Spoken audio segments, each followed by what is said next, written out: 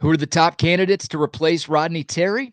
I'll give you the first ever Locked On Longhorns coaching hot board on today's show. Intro.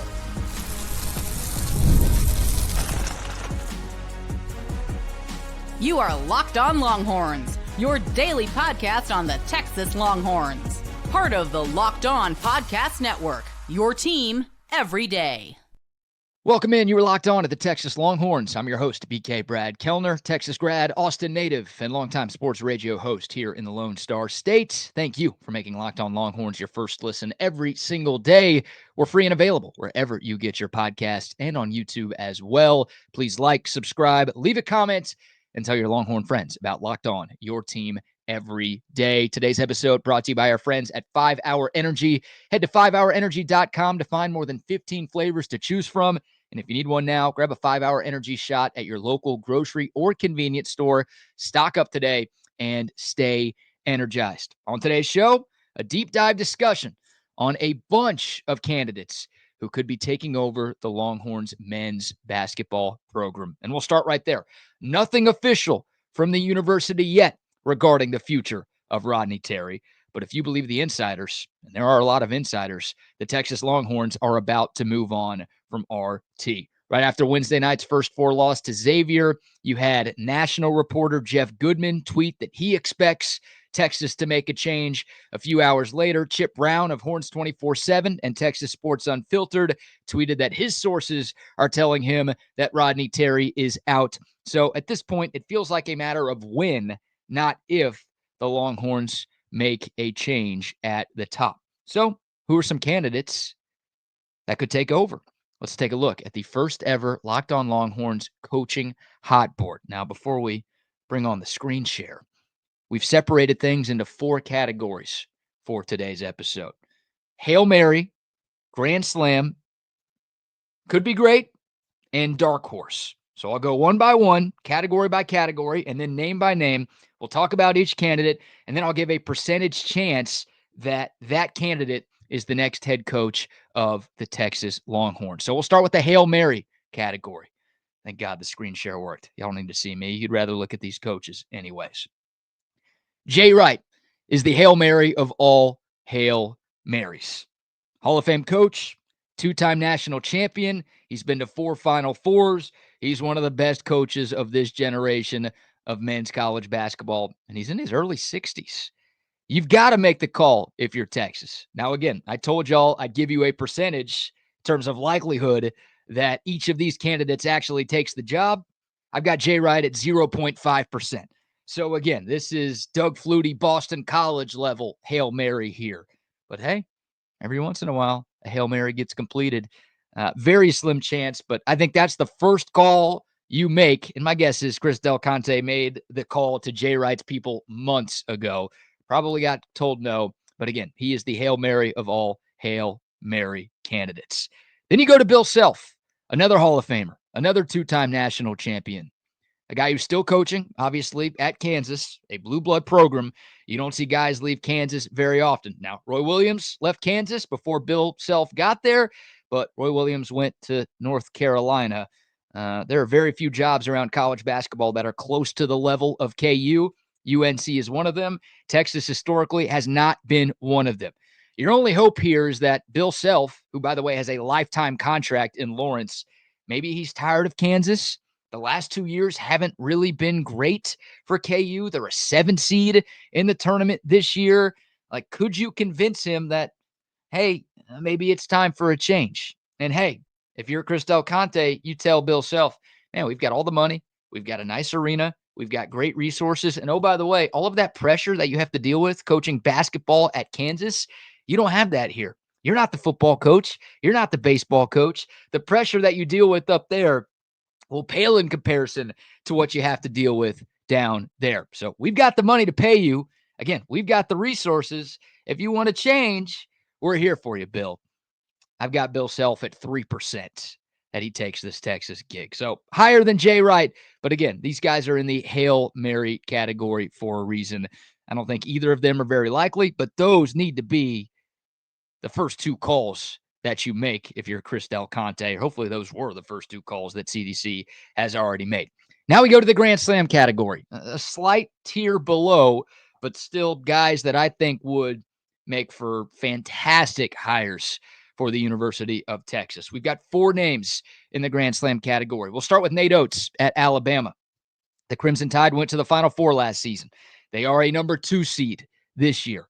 Nate Oates has won everywhere he's been, had plenty of success at Buffalo before he got to Alabama, and pretty much overnight turned Alabama, a football school with not a ton of basketball tradition and history, into a legitimate, consistent winner.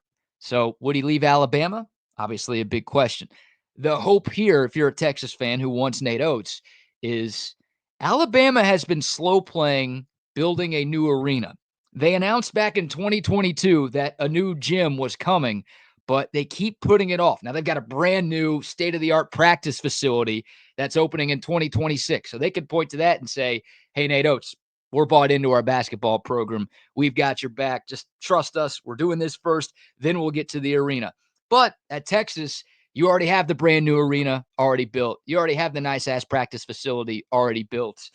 That could be like if he doesn't want to wait a couple of years for that new gym to take over, then maybe Nate Oates would be interested in coming here. He's won in the SEC. He's won multiple years in the SEC too, not just a one-year wonder. And again, made it to a Final Four last season. March success is what you were looking for. Obviously, Oates doesn't have the March success that Jay Wright or Bill Self have, but he's had some. And I think at a place like Texas, he could have some more. And then we go to TJ Otzelberger, who's been at Iowa State since 2021. The Cyclones a number 2 seed last year, a number 3 seed this year. Otzelberger, another guy who's had success at other places, at UNLV and at South Dakota State before he got the gig in Ames. Now, the question with Otzelberger, would he take the job? He was linked to Indiana. I don't know if Otzelberger said no or if Indiana just pivoted and went to Darian DeVries instead. But TJ Otzelberger started his coaching career at Iowa State, and he was an assistant there forever before he left and took a couple of head jobs at other schools and then obviously returned to be the head coach at Iowa State. So I don't know if he wants to leave that Hilton Magic. The Cyclones take their basketball very seriously. I think they'd be willing to pony up a lot of cash to keep TJO around, but I've got him at 4%. By the way, Nate Oates, 3%, TJ Otzelberger, 4%. Not sure I mentioned Oates, so I'll go ahead and throw that in right there. But Otzelberger, again, done a great job, and he's yoked. He's the most beefed up candidate out of all of the names that we're going to talk about on today's episode. That guy would be in the weight room with the team getting after it each and every day. Another name in the Grand Slam category, Scott Drew. Scott Drew is a very polarizing figure amongst Texas fans. He's been at Baylor forever. I think he got there in 2003, and he has talked a lot of trash about Texas over the last 2 decades plus. He's had a lot of success over the last 2 decades plus as well. Obviously, winning a national championship in 2021. He's won a couple of Big 12 titles as well, and he's won a lot in the state of Texas. That's what he has that nobody else that we've talked about has. He has had a lot of success, regular season and postseason, at a program in the Lone Star State. So he's recruited kids here, and he's won here. And again, he's won a national championship. I'm not the biggest Scott Drew fan in the world because of some of the things he said about Texas, but there's no denying he's got a pretty impressive resume. And maybe he's a lifer in Waco. God bless him if he is, if he's choosing to live there for as long as he has. He's been there again for more than 2 decades, is in his 50s. Maybe he just wants to stay there and close out his career there because he knows that if he continues to have success, they're going to name the court after him at some point. But Scott Drew, I've got him at 8%. That's a name I'm interested in as a Texas fan. I wonder if Chris Del Conte, who has already poached a coach from Texas Tech, has already poached a coach away from Texas A&M, maybe he wants to hit Baylor, the trifecta of in-state little siblings, and ruin Baylor's basketball program for a few years. So Scott Drew, a name to keep in mind. And then speaking of Texas Tech, could you imagine if Chris Del Conte went to Lubbock again and poached another basketball coach away from Yormark University? Lubbock might burn down, or hell, they might burn Austin down. A little nervous about that. Could you imagine? Graham McCaslin's only been at Texas Tech for 2 years. They made the tournament last year. They had more success this year. They're a 3 seed in this year's dance. They're the only team in the Big 12 that beat Houston during the regular season. Grant McCasland won at North Texas before he took the gig in Lubbock. And again, almost instantly, he took over for Mark Adams. Mark Adams, after Chris Beard departed for Texas, he ran Texas Tech basketball into the ground in a very short amount of time. And in a very short amount of time, Grant McCasland has built it back up. So McCasland started his coaching career at Tech, again, bounced around to a few other spots, worked his way up to get the head gig in Lubbock. I don't know if he'd leave, but he poached one coach away there. And Chris Beard was more of a home run hire, at least I thought at the time. He had more skins on the wall than Grant McCasland did. But Grant McCasland, again, he's won just about everywhere he's been. Another guy who's had success in the Lone Star State. And maybe he's in the Grand Slam category for me because, well, he'd be stealing from Texas Tech again. And I don't like Texas Tech very much. Yeah, I'm working for the right network. All right, let me make sure I know what I'm doing here. There it is. All right, we're going to take a break here. We'll go back to the screen share so I don't have to look at me for a whole hell of a lot longer. But those are the first two categories there. We've got the Grand Slams and we've got the Hail Marys that we've talked about so far. 2 categories to go, 8 more coaches we need to talk about on today's video. And of course, comment below if you're tuned in on YouTube. Give me your thoughts on the names that we've already mentioned or any other suggestions, guys that you want me to talk about that we don't talk about in today's video. Let's get to some of the more realistic candidates, though. You saw some low percentages with the guys that we've touched on. Let's talk about some more realistic names, including a guy that Texas fans are very, very familiar with. That's coming up next right here on Locked On Longhorns. But first, shout out to our friends at Nissan. We're all about the stats because numbers don't lie. And when it comes to the all-new Nissan Armada Pro 4X, the numbers are on an MVP level. With the ability to tow up to 8,500 pounds, it can quite literally carry the entire team, plus the gear, wherever you need to go. And it's powered by a twin-turbo V6 engine, delivering the strength and performance to handle highways, back roads, and everything in between. With room for up to 8 people, the Armada Pro 4X is built for big crews, big adventures, and even bigger memories. So if you're exploring off-road trails or you're rolling up to the arena this month, the Armada Pro 4X brings power, versatility, and style wherever you go. Take your adventures to new heights in the all-new Nissan Armada Pro 4X. Learn more today at nissanusa.com. And a shout out to our friends at 5 Hour Energy as well. Daylight savings time. I don't know about y'all, but it snuck up on me again. That lost hour of sleep, it is still hurting. Yeah, the extra sunshine means more fun at the end of the day, but you need that energy to get you through the end of the day. 5 Hour Energy is here to help. Whether you're staying up late this weekend watching the tournament, squeezing in a round of golf after work, or just trying to keep up with your busy life, 5 Hour Energy gives you that quick, refreshing pick-me-up whenever you need it. I drink this stuff all the time, especially on road trips. That's like a staple for me. Stop by a gas station, grab a 5 Hour Energy, down it, and I am good to go for the rest of the trip. Whatever your reason, 5 Hour Energy has your back, and they've got more than 15 flavors to choose from. You could build your own 12-pack. You could build your own 24-pack if you head over to 5hourenergy.com. But, of course, if you need one right now, grab a 5 Hour Energy shot at your local grocery or convenience store. They are everywhere. So stock up today and stay energized with our friends at 5 Hour Energy. All right, let's bring the screen share back. Welcome back to Locked On Longhorns, by the way, your team every day. So we're 2 categories in. We're 6 candidates in. Now let's go to the could be great category. So coaches that I think could work at the University of Texas, could work really well at the University of Texas, but guys who don't quite move the needle as much for me and guys who don't excite the masses as much as some of the other names that we've touched on. We'll start with Sean Miller, who has the highest percentage of any of these candidates that we're going to talk about today.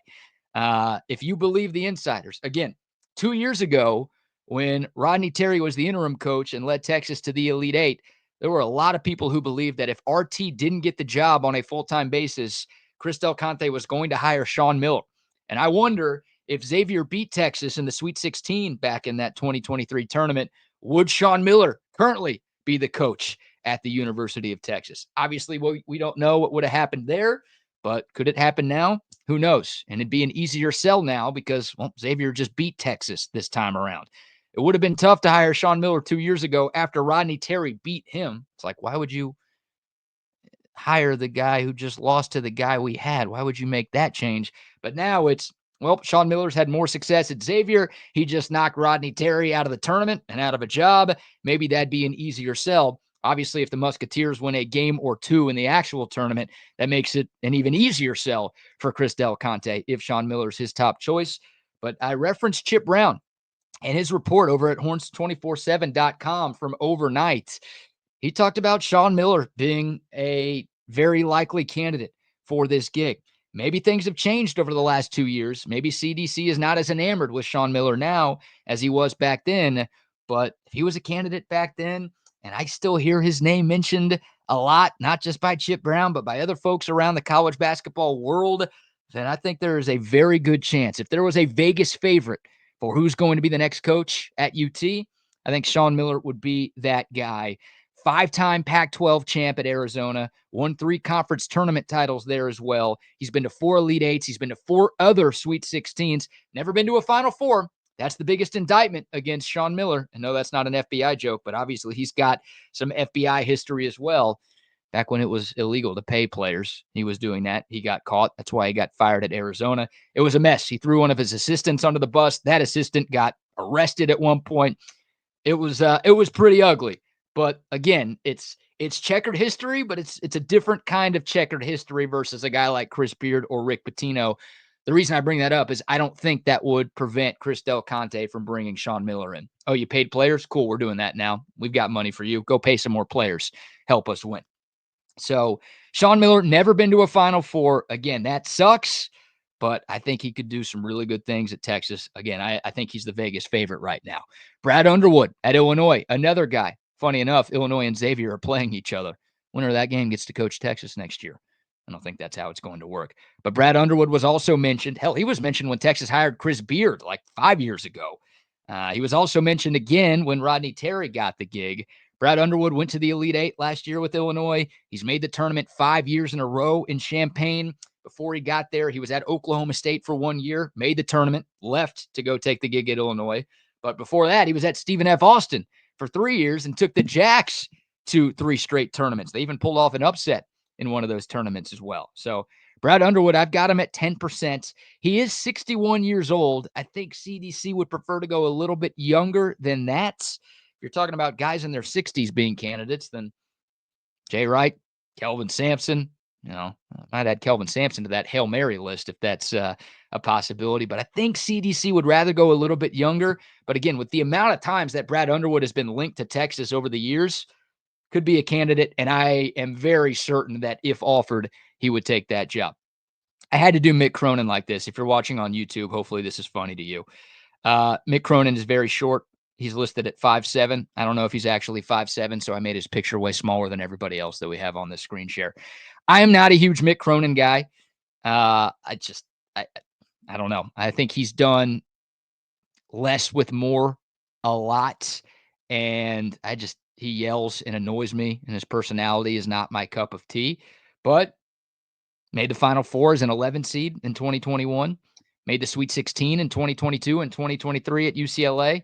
He was a tournament regular at Cincinnati before he took the job in Los Angeles. He's only 53 years old, and he's made the tournament in 4 of his 5 seasons in Los Angeles, and he's in it again. UCLA is a 7 seed, taking on Utah State in round 1. If the Bruins go on a little bit of a run, maybe that's an easier sell for this fan base. Mick Cronin's been mentioned with the Villanova opening. Speaking of Jay Wright, he gets mentioned with openings all of the time. Maybe he's tired of the West Coast. Maybe he doesn't want to do all the traveling that UCLA now has to do playing in the Big Ten. Still doesn't make any sense. Maybe you could poach him away. Matter of fact, I think you could poach him away. If you offered Mick Cronin the gig, I think he would take it. Not my cup of tea, but I've got him at 8%. Because, again, he's a hot name. He's been linked to a few jobs out there, and I think he would leave if offered. Not my favorite. Here's a guy, Chris Collinsworth, that I really like. Tommy Lloyd at Arizona. I am a huge fan of Tommy Lloyd. He's only been a head coach for 4 years.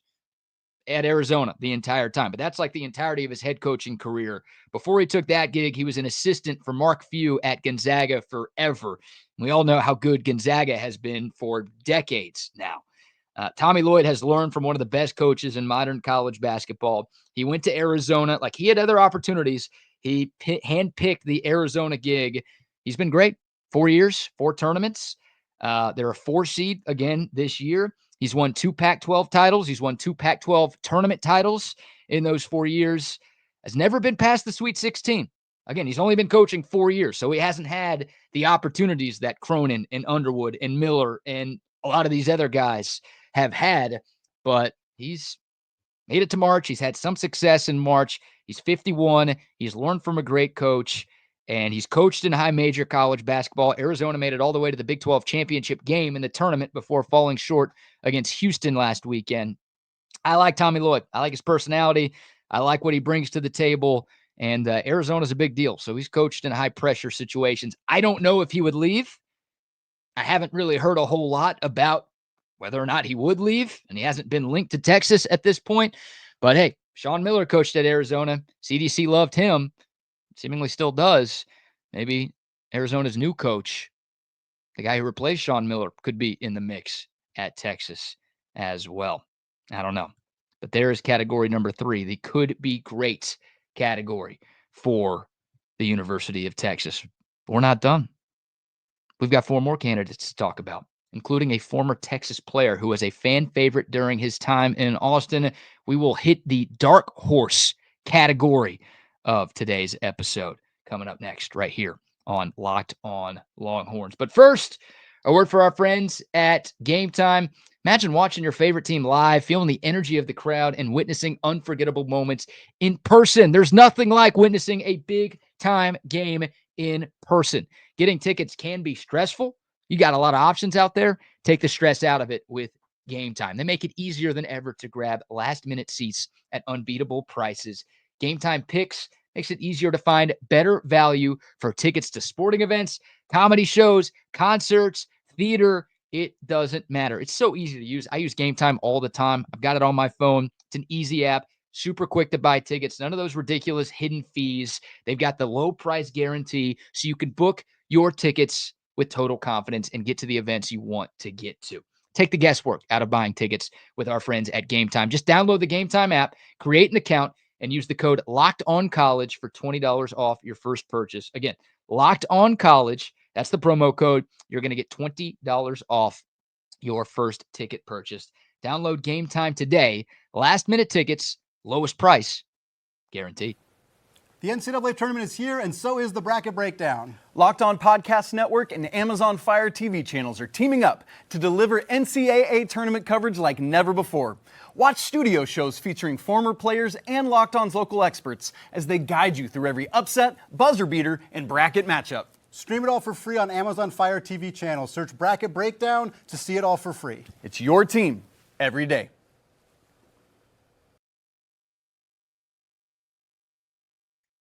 Welcome back to Locked On Longhorns, your team every day. All right, last but not least, the dark horse category for coaching candidates to replace Rodney Terry. We will start with Royale Ivey, a fan favorite, of course, a member of the 2003 Final Four team, played at Texas from 2000 to 2004, spent a few years in the NBA as a player, got right into coaching after his playing days ended in 2014.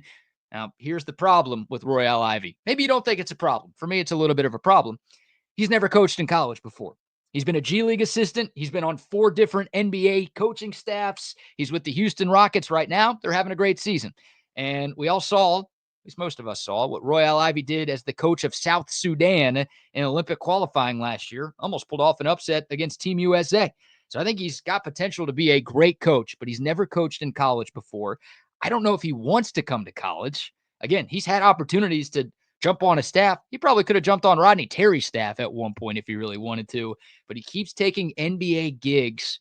I don't know if, number one, he wants to coach college, and number two, if Texas would hire a guy with 0 college coaching experience. Every other name that we're talking about has at least some college experience. Royale Ivey doesn't have that. So could it work? Absolutely. My God, it could work. And again, I'm putting him at 7% because the fans want him. Kevin Durant wants him, and we know he's got some sway with Texas basketball decision-making. But I don't know if Chris Del Conte, who you look at every other hire he's made, it's guys who have coached in college at their sport at a very high level. Royal Ivy feels a little bit out of the box. I don't know if he'd do it. Billy Donovan here. I almost put Billy Donovan in the Grand Slam category because he's won 2 national championships, just like Jay Wright and Bill Self. But Billy Donovan hasn't coached college basketball since 2015. I don't know if he's done. Maybe he's happy in the NBA. He's had chances to come back. He hasn't taken them. I don't know if Billy Donovan can coach in this era because obviously a lot has changed in this sport since he left. But this is a guy who won back-to-back championships at Florida in 07 and 08. And it wasn't just that. From 2011 to 2014, he went to 3 Elite Eights and a Final Four. That was a 4-year run on top of the 2 national titles that he won. Basically made the tournament every year at UF. Hasn't been as good in the NBA. Obviously a different ball game. But Billy Donovan, you talk about a splash hire. I put him at 10% because CDC likes to make a splash. And you go out and get that guy who has been linked to like every big college job for the last decade since he left. Be a big-time move. That excites me. I'd have some questions, again, because it's been a while, but Billy Donovan, 10%. Then we go to another NBA guy, Quinn Snyder, currently the coach of the Atlanta Hawks. College experience, was a coach at Mizzou from 99 to 06. 1 decade for Billy Donovan out of college. 2 decades for Quinn Snyder away from college. By the way, Quinn Snyder has coached in Austin before, the head coach of the Austin Toros in the G League from 07 to 2010. Quinn Snyder had some success at Mizzou, made the tournament his first 4 years, made a trip to the Elite Eight. Things kind of fell apart at the end, ended up going to the NBA as an assistant, obviously worked his way up to become a head coach for Utah. Now he's with the Atlanta Hawks. Could he be ready to come back? I've got him at 3%. I'm not super high on Quinn Snyder. Again, it's been way too long since he's coached in college, and he didn't have the success like a guy like Billy Donovan had. But I'll put Quinn Snyder on the list, another dark horse candidate. And last but not least, I'm coming up against it, so I won't spend too much time talking about him. Another 0.5% option. That's Buzz Williams at A&M. Could you imagine hiring another Aggie coach? You take Schloss and you take Buzz. I think this one would hurt A&M a little bit less because, Buzz didn't do what Schloss did during his time in College Station. I just don't know how you sell this Texas fan base on hiring a guy who lost 2 out of 3 games to Rodney Terry this year, right? I mean, look, A&M's a 4 seed. Buzz Williams has more skins on the wall as a coach than Rodney Terry does. Buzz has been to 4 Sweet 16s and 1 Elite 8. Now, none of that happened at A&M. That was all at Marquette and Virginia Tech. But he's got some skins on his resume. But again, if you're firing Rodney Terry, which it seems like you are, why would you hire a guy that lost 2 out of 3 games to Rodney Terry this year with a better roster? I think Buzz would take it, by the way. I don't think he sees eye to eye with A&M's athletic director, who did not hire him, by the way. So I think Buzz is about ready to jump ship if the opportunity was there, but I don't think the opportunity should be there, at least at Texas. So there you go. Let's not screw this up. Let's end strong. We've done too much right here. We can't mess this all the way up. I'm trying to get the screen share here. There we go. That's going to do it for today's episode of Locked On Longhorns. Again, comment below with your thoughts. What's your take on those? I think I gave 14 candidates today. Your takes on those 14 candidates we talked about. Did I miss anybody? Who do you want the Longhorns to hire if Rodney Terry is replaced? We'll obviously continue to update you on this coaching search right here on Locked On Longhorns. If any other candidates pop up, we'll talk about them. And obviously, whenever an actual hire is made, we will have breaking news coverage for you right here on Locked On. But that's going to do it for today's episode. Really appreciate y'all tuning in. Thanks again to our sponsors, Nissan, 5 Hour Energy, and Game Time. Most importantly, thanks to y'all. Appreciate everybody tuning in. Please like, please subscribe, please rate, please leave a comment as well. That really helps us grow. We'll be back to do it again tomorrow. Until then, horns up, mics off. See y'all next time. This is Locked On Longhorns.